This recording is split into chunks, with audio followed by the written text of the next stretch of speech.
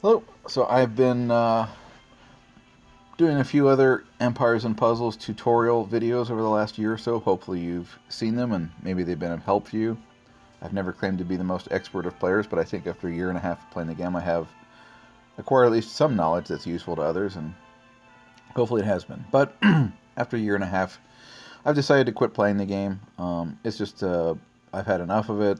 I don't have a lot of time to game these days, and I pretty much just play one game at a time. And this has been my game, and frankly, I'm ready to take a little break and maybe try something else for a while.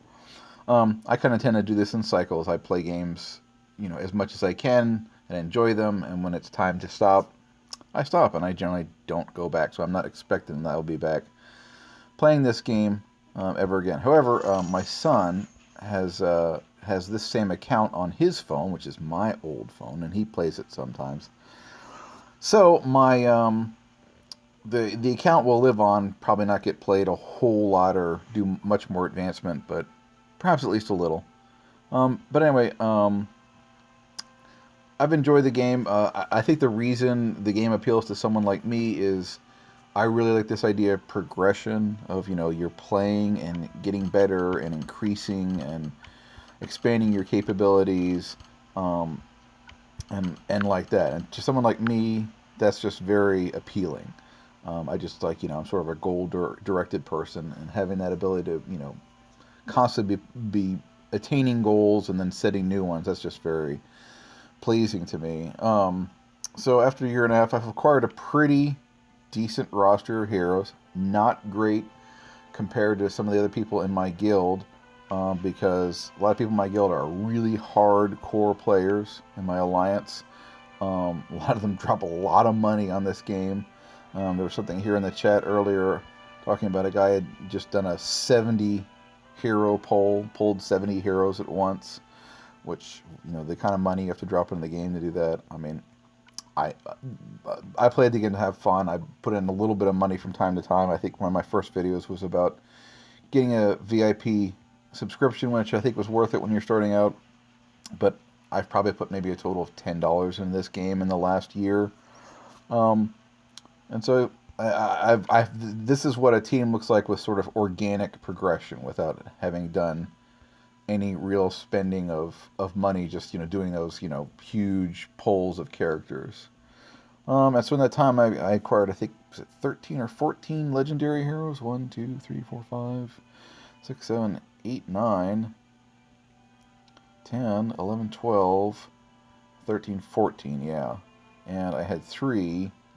My second June, my first, and it shall be only repeat legendary hero.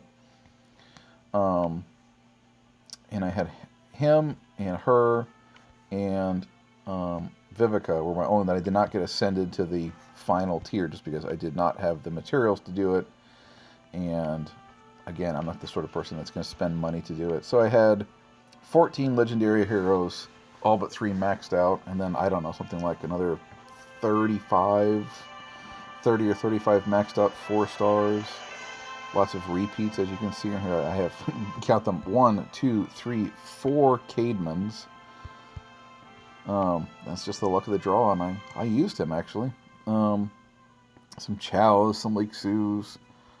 I acquired many Colons over the time, but I ate the rest of them just because, I don't know. I was never a big fan of slow mana speed heroes. When you get to the final stage of the game, it's pretty much PvP. Wars and Titans is pretty much what it's all about. And here's my guild. We're taking on 11 to 13 star Titans. And boy, it was an interesting change. So about 4 months ago, went from being sort of in a middling guild to an elite guild. And it was quite a change to going from being, always the number one or number two in wars and Titan scores to pretty much always being middle of the pack. We just finished our last war here, just actually a few minutes ago, and I did pretty well. But still, even me doing pretty well, I'm about, I think, number eighth on the score list. Which, one of the things I learned about being um, in an elite guild is it's not always about being the person who puts up the most points. Sometimes, like during this war, we needed to flip the board. We had one weakened team to take down, and it was only worth a few points, but I was willing to do that. You know, use one of my points and one of my weaker teams to take it out, just so we could flip the board. But yeah, my alliance here is pretty crazy good. You know, 2,400 cups is pretty much the bottom. We have a few guys probably temporarily down there that are weaker members, but yeah, I've had a lot of fun playing the game. And I think part of the reason that I decided to stop was, you know, games like these, you know, once you reach a certain period of time, you've got bunches of players that have sort of maxed out everything there is playable, you know, built all the buildings you can build, and so on. And so they add new things, you know. So they added a season 2 last year, which, you know, I completed that a long time ago, actually. And then they started adding talents for heroes, because you couldn't just have maxed out heroes. You had to have talent grids. I think seventh or eighth, ninth tier is the highest I got any of my legendaries. I did have one 4-star that I absolutely maxed out her talent grid all the way to the bottom, and boy, that is some long progression there to do that. And they just introduced costumes for the past Halloween, and it's one of those things. When I was playing World of Warcraft, someone aptly described the game to me as, you know, we're rats in a maze, and we're chasing all the cheese. And at a certain point, you eat all the cheese, and so, you know, the developers know that if you don't add more cheese to the game, that people are going to leave. And so they come up with new things, new expansions, new stuff to do. And at some point, you just sort of, I got tired of that. It just felt like, you know, you're constantly, you know, chasing that rabbit on the, you know, the electric rabbit like the racing dogs do, and you're never going to catch it, is the feeling.